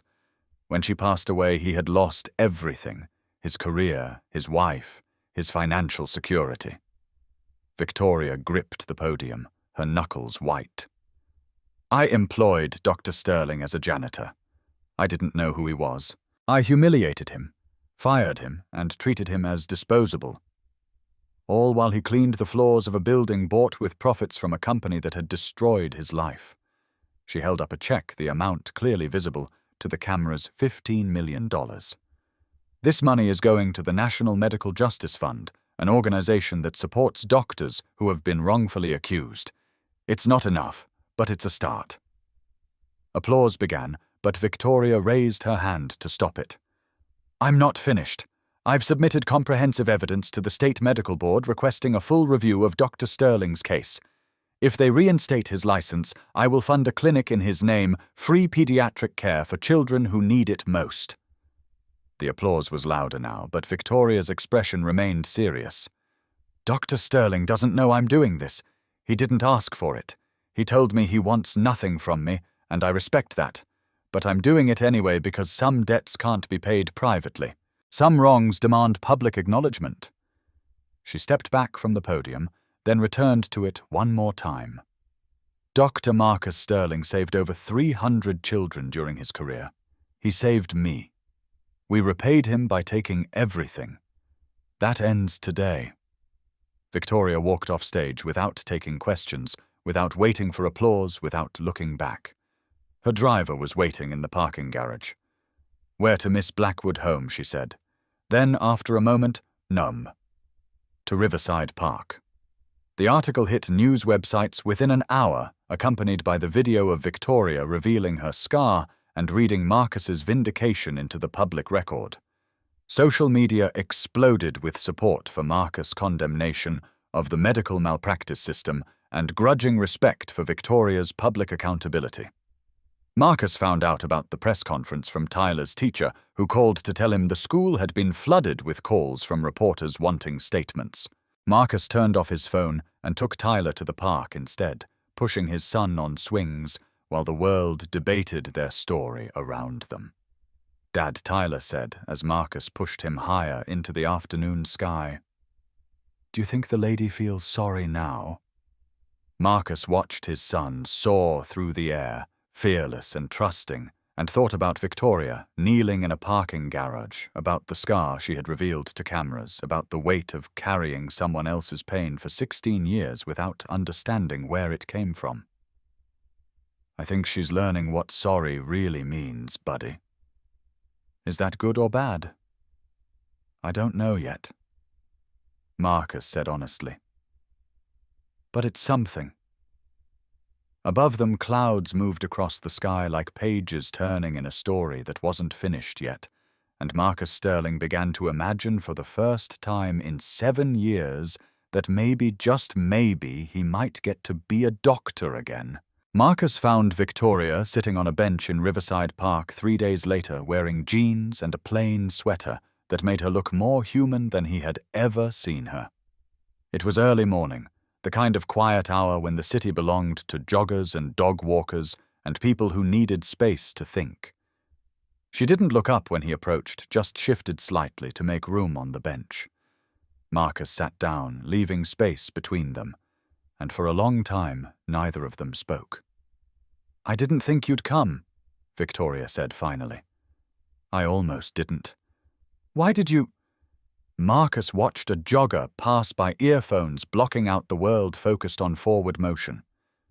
Because my son asked me if people can change. What did you tell him? I told him I didn't know.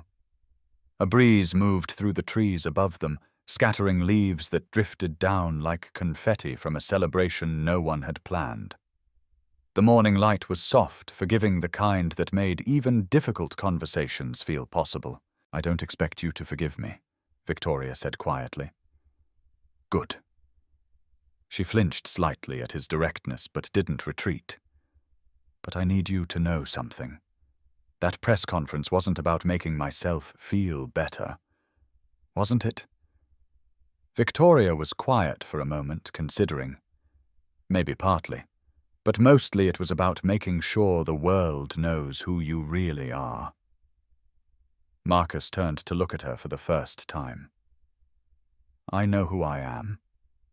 But Tyler doesn't, not completely. And someday he'll be old enough to search your name online to read about the lawsuit and the accusations." Her voice broke slightly. "I wanted to make sure he finds the truth instead of the lies." The words hit Marcus harder than he had expected. He thought about Tyler's black eye, about the playground fights over things his son didn't understand, about the day when Tyler would be old enough to grasp the full scope of what had been stolen from his family. "I spent 16 years living with a version of the story that made me the victim," Victoria continued.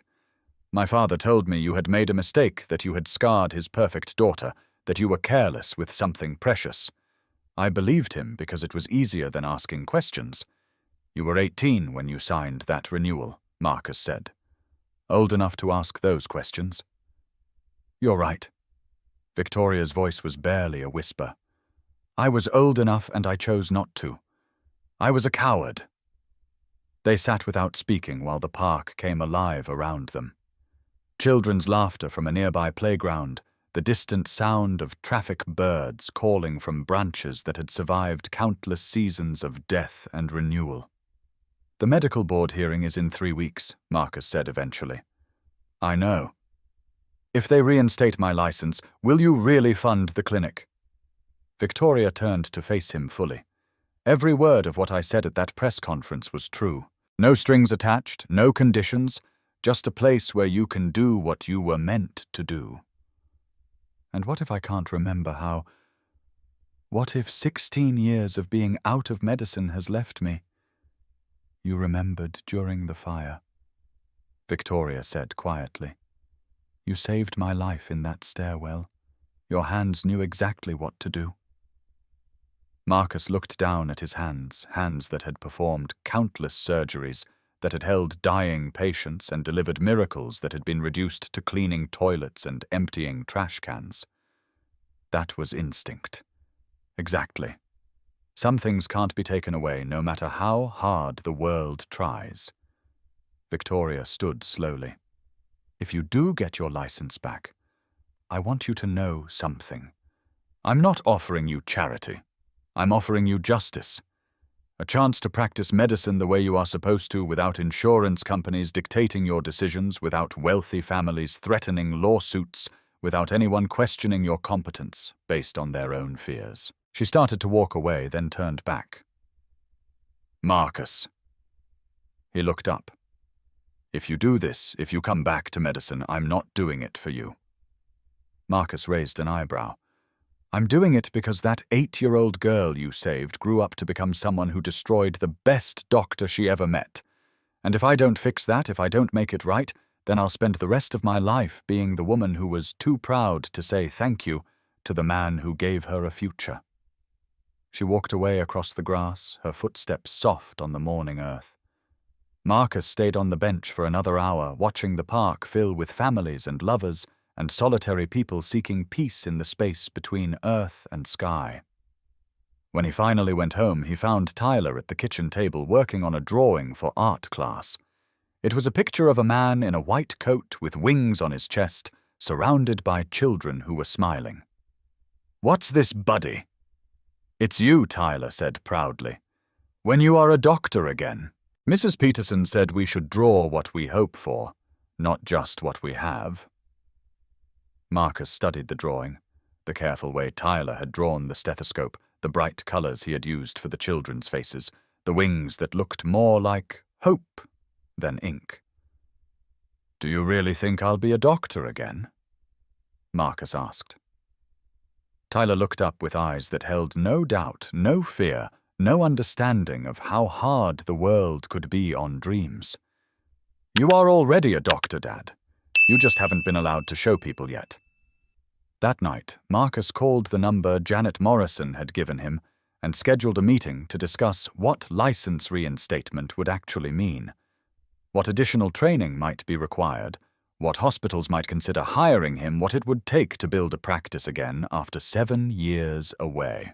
For the first time since Sarah died, he allowed himself to imagine walking into a hospital wearing scrubs instead of a uniform, holding a surgical instrument instead of a mop, saving lives instead of just surviving them. It felt like the first deep breath he had taken in years. Outside his window, the city sparkled with lights that looked like stars if you squinted just right, and Marcus Sterling began to believe that maybe, just maybe, broken wings could learn to fly again.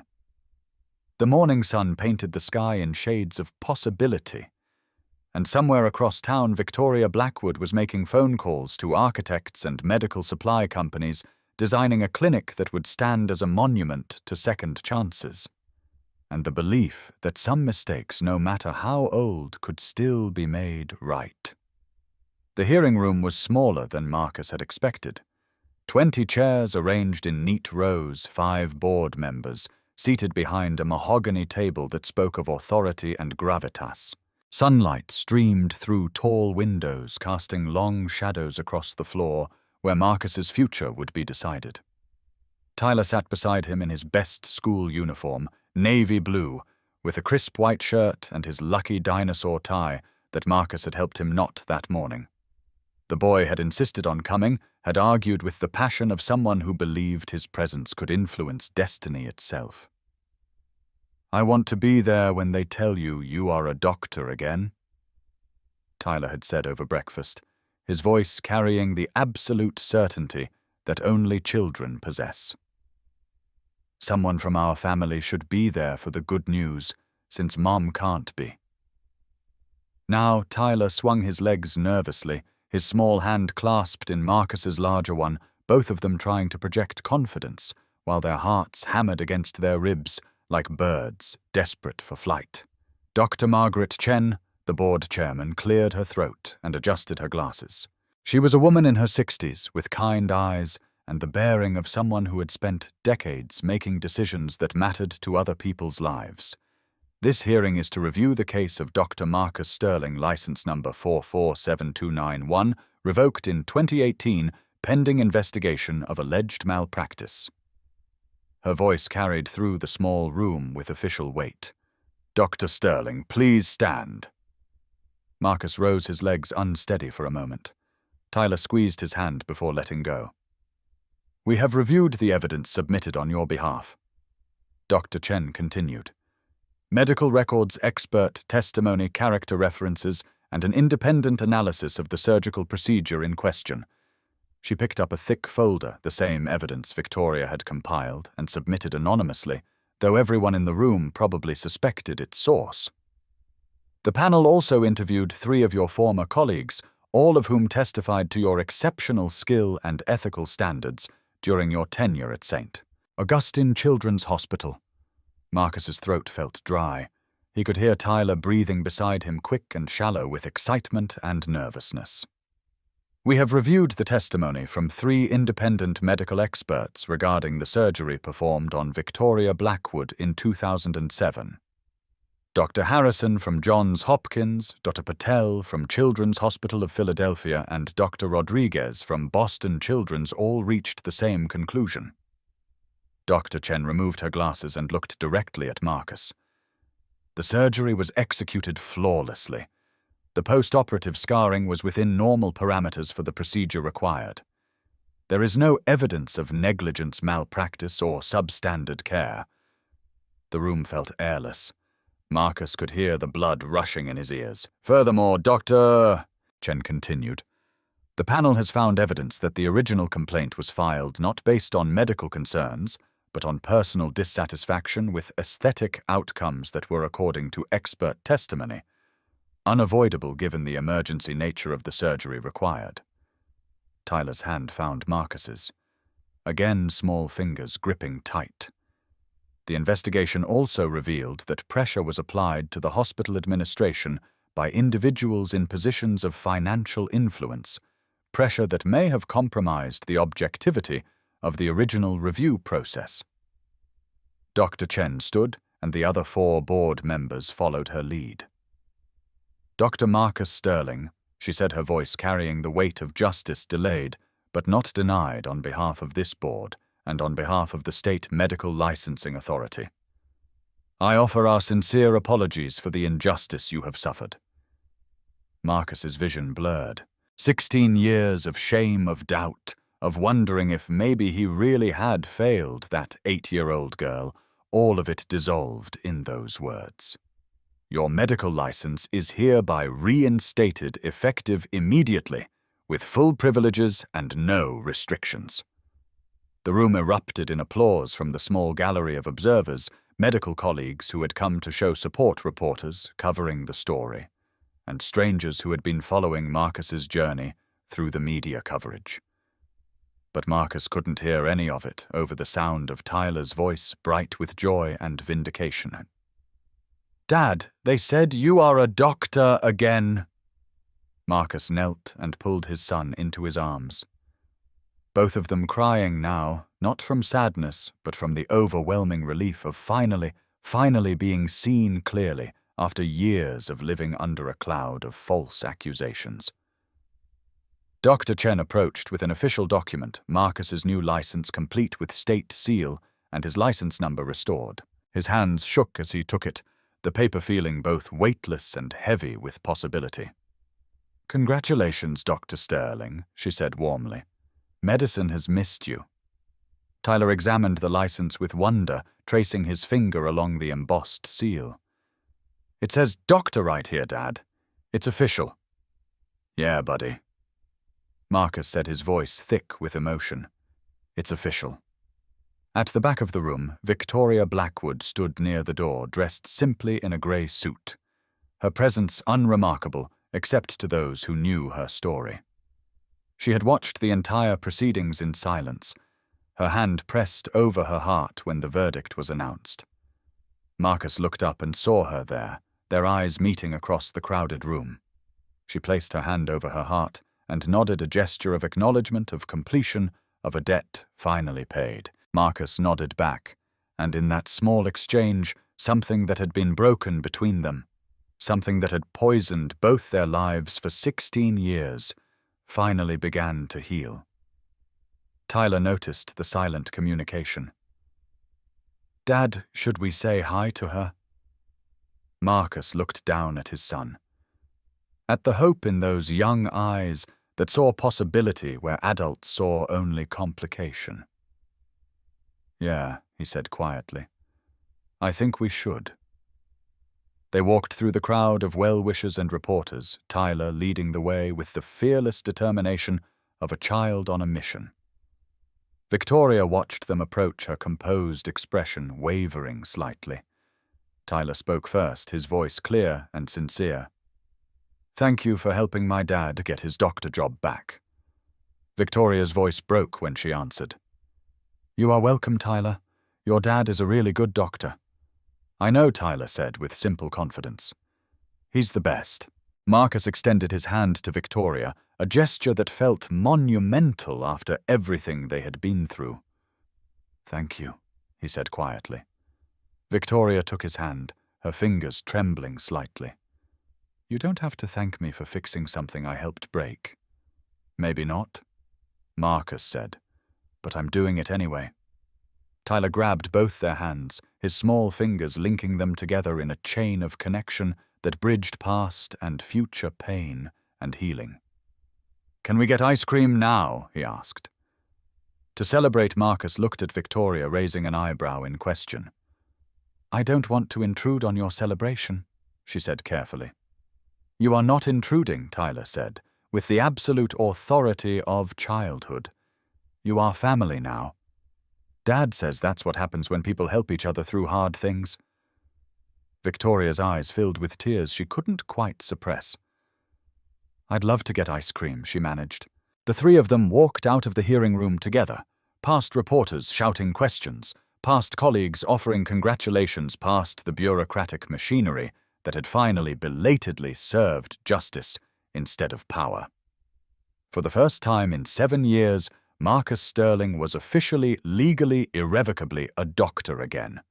But more importantly, for the first time since Sarah's death, he felt like he might be ready to start living again instead of just surviving. And Tyler, walking between the two adults who had found their way to forgiveness through his innocent insistence on second chances, chatted excitedly about flavors and toppings and the simple joy of celebrating good news with people you care about. The future stretched ahead of them like an unwritten prescription waiting to be filled with all the healing they could manage to create together. The Carson Blackwood Children's Clinic opened on a Tuesday morning in October, 6 months after Marcus's license was reinstated. The building sat on the east side of the city, 3 stories of red brick and steel with floor-to-ceiling windows that let in light like hope itself. Across the front wall, an artist named Elena Vasquez had painted a mural of wings, not the broken wings Marcus carried on his chest, but whole ones spread wide, painted in shades of blue and gold that caught the morning sun like stained glass. Children walking past would stop and point, asking their parents why there were wings on the doctor building, and the parents would tell them it was because sometimes healing required learning to fly again. Inside the waiting room smelled like fresh paint and new beginnings. Toys filled colorful bins in every corner, blocks and books and puzzles chosen specifically to distract frightened children from whatever had brought them here. The walls were painted in warm colors that psychologists had proven reduced anxiety, and comfortable chairs were arranged to encourage families to talk to each other while they waited. Marcus stood in examination room 3, wearing a white coat for the first time in 7 years. His name was embroidered over the left pocket in blue thread. Dr. Marcus Sterling, MD, Chief of Pediatric Surgery. The title still felt foreign on his chest, like clothing that didn't quite fit, despite being tailored specifically for him. "Still feels strange," Victoria asked from the doorway. She wore khakis and a clinic polo shirt with the logo they had designed together, stylized wings surrounding a heart.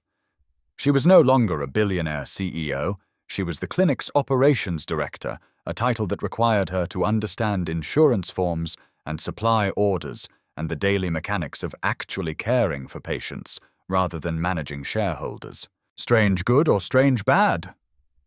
Marcus asked, adjusting his stethoscope. "Strange real," Marcus said. "I keep expecting someone to tell me there's been a mistake." Victoria smiled, the expression more genuine than any he had seen during her corporate days. "No mistake.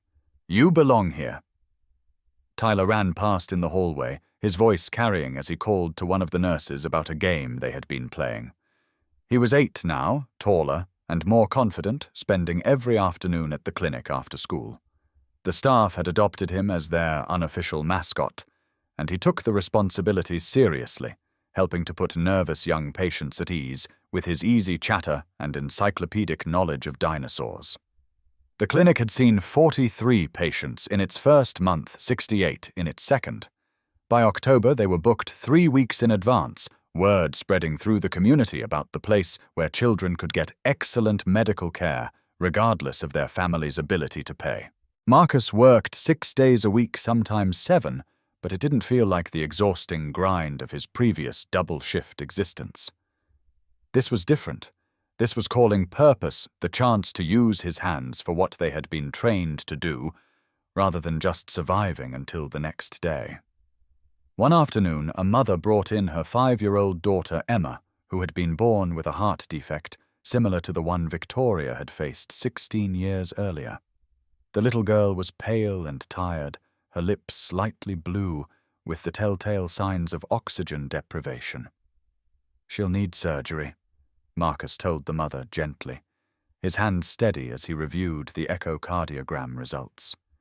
"It's the same procedure I've done many times before. The success rate is excellent." The mother's face went white with panic and financial dread. "How much will it cost?" Marcus set down his tablet and looked directly into her eyes. Nothing. That's what we do here. The woman started crying, not from fear this time, but from relief so profound it couldn't be contained. I don't understand. How can it cost nothing? Because someone believes that a child's life shouldn't depend on their parents' bank account. Marcus said simply.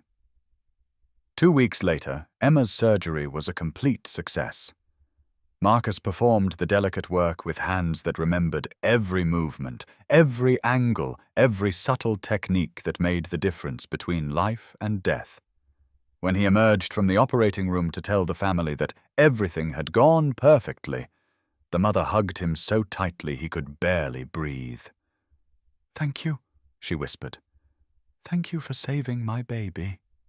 Marcus thought about Victoria as an 8-year-old, about the fear in her eyes before her own surgery, about the scar she had hidden for decades because her father had taught her to see it as disfigurement rather than deliverance. "It's what we do," he said. That evening after his shift ended, Marcus found Victoria in her office, going over budget reports and supply orders, her hair pulled back in a ponytail and reading glasses perched on her nose. The corporate power suits and boardroom authority were gone, replaced by someone who looked content in a way that had nothing to do with stock prices or quarterly reports. "Emma's doing well," he reported, settling into the chair across from her desk. "That's the 4th one this month," Victoria said, looking up from her spreadsheets. "5th, actually." Victoria set down her pen and studied his face. "You are not sleeping enough." "I'm fine, Marcus," she said gently, using the tone that had replaced her corporate authority with something more personal, more real. "You are going to burn out if you keep this pace." Marcus leaned back in his chair, considering her concern. "Every time I think about taking a break, I remember what it felt like to not be able to do this work. I remember 7 years of emptying trash cans while children needed surgery." "I can't stop." "You don't have to stop," Victoria said. "But you do have to pace yourself. This clinic is going to serve children for decades, not just months. We need you to be sustainable." Outside the window, the sun was setting behind the city skyline, painting the sky in shades of orange and pink that made the wing mural glow like it was lit from within. Tyler appeared in the doorway, backpack slung over his shoulder, ready to go home. "Dad, are we going to dinner? I'm hungry, and you promised we would try that new pizza place."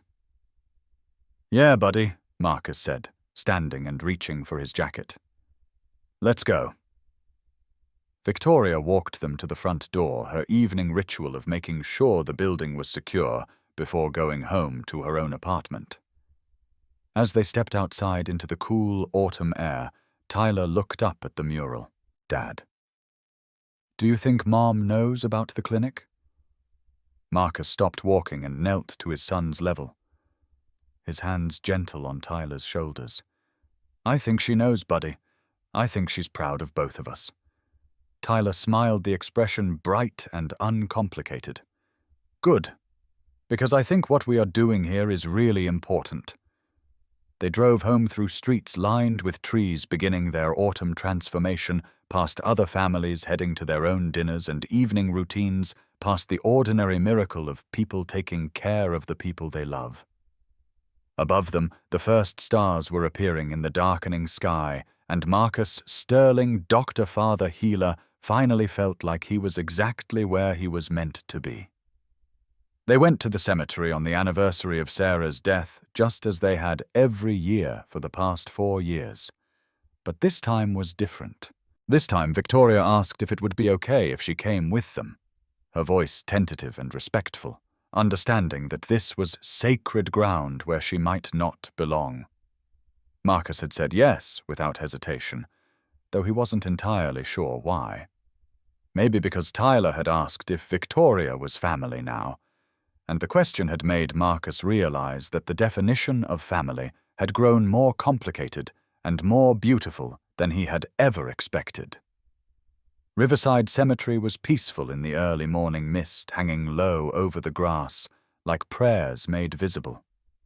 The three of them walked in silence along the winding path, Tyler carrying white lilies that had been Sarah's favorite flower.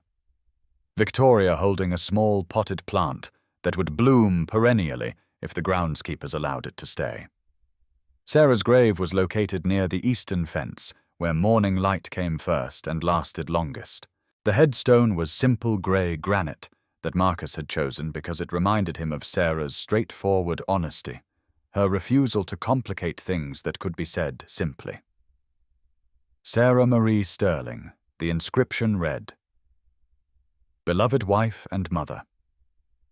1985 to 2018, love multiplies when divided.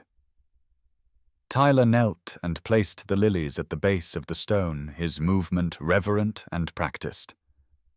Hi, Mom, he said in the clear, unself-conscious voice of a child who believed completely that the dead could hear the living. Dad's a doctor again. He helps lots of kids every day. I think you would be really proud of him. Marcus stepped forward and placed his hand on the warm granite, feeling the sun that had been heating the stone since dawn. Hi, Sarah, he said quietly. I'm sorry it took me so long to get here. I mean to get to where I could tell you that we are okay. That Tyler's growing up strong and smart and kind, just like you always said he would. His voice caught slightly. I wanted you to know that I'm not stuck anymore. I'm not just surviving. I'm living again, and I'm helping people again, and Tyler gets to see his dad being who he was meant to be, instead of just getting by. Victoria stepped forward hesitantly, unsure of her place in this intimate family ritual. Mrs. Sterling, she began, her voice soft with respect and regret. My name is Victoria. I never got to meet you, but I'm the reason your husband lost everything for so many years. Tyler looked up at her with curious eyes, but didn't interrupt. I can't change what my family did to Marcus. Victoria continued kneeling beside the headstone and placing her small plant in the earth. I can't give back those years of struggle or make it so you didn't have to worry about money during your illness or fix any of the pain we caused. She paused, gathering herself. But I promise you that Marcus and Tyler will never be alone again. I promise that Tyler will grow up knowing his father is a hero, not because of what he lost, but because of how he chose to rebuild. And I promise that I'll spend whatever time I have left making sure Marcus can save as many children as possible, because that's what he was born to do. She stood slowly, brushing dirt from her knees. Thank you for raising a man who could forgive even when he had every right to stay angry. Thank you for teaching Tyler what love looks like when it's tested. The three of them stood in comfortable silence for several minutes, each lost in their own thoughts and memories. A bird landed on Sarah's headstone, a cardinal bright red against the grey granite, and Tyler smiled. Mom always said cardinals were good luck, he whispered. Are you going to stay with us? Tyler asked Victoria suddenly, his child's directness cutting through adult complications. Like permanently. Marcus looked at Victoria, seeing her surprise at the question. Her careful consideration of how to answer honestly without promising more than she could deliver. I'd like to, Victoria said carefully. If your dad thinks that's okay. Tyler turned to Marcus expectantly, and Marcus realized that this 8-year-old boy was asking him to make a decision that would reshape their family forever. Not just about Victoria's presence, but about whether he was ready to stop protecting himself from the possibility of loss and start building something that could last.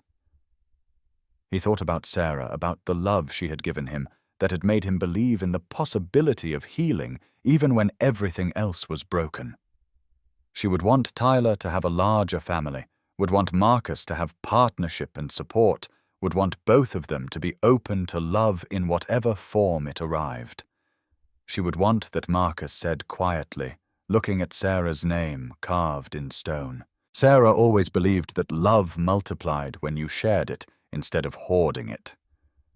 Tyler grinned and grabbed both their hands, linking them together in a chain of connection that felt like the beginning of something larger than any of them had imagined when they had started this complicated journey toward forgiveness.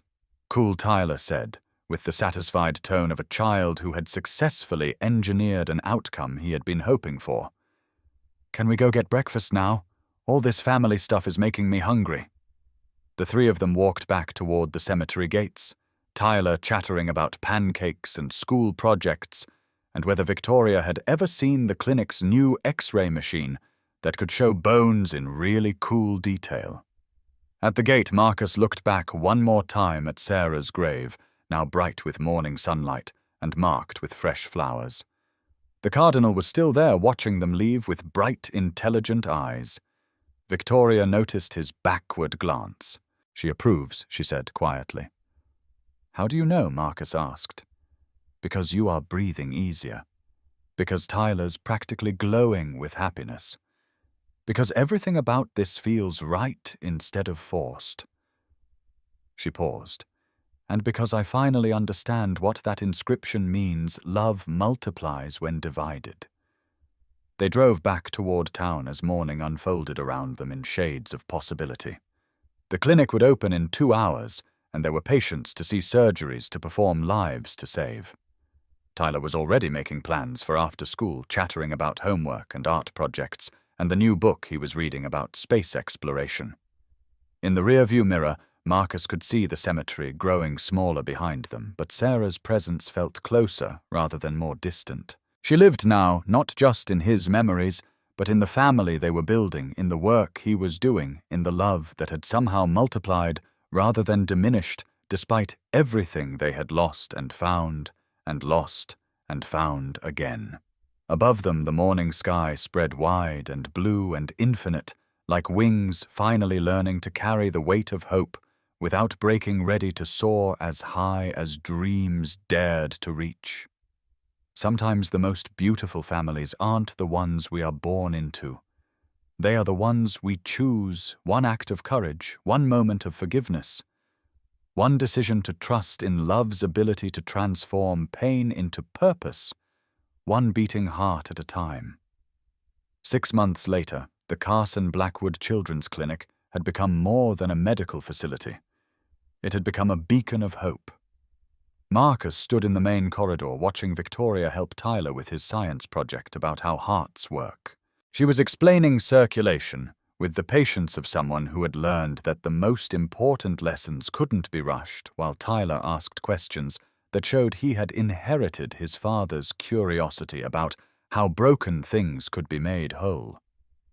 The clinic had performed over 200 successful surgeries in its first year, each one a testament to the truth that healing wasn't just about medical expertise. It was about believing that every child deserved the chance to grow up healthy, regardless of their family's financial circumstances. Marcus's phone buzzed with a text from Dr. Chen at the medical board. 3 more doctors want to join your clinic. The word is spreading about what you are building there." He smiled, thinking about the wings painted on the building's exterior, how they had weathered the autumn rains and winter snows, and still caught the light each morning like promises being kept.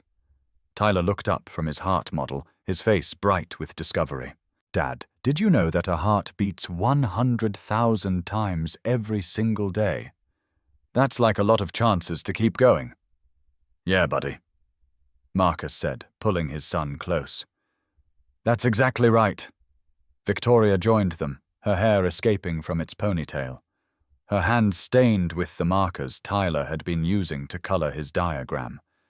She looked content in a way that had nothing to do with corporate success and everything to do with the quiet satisfaction of useful work. "What are you two plotting?" she asked.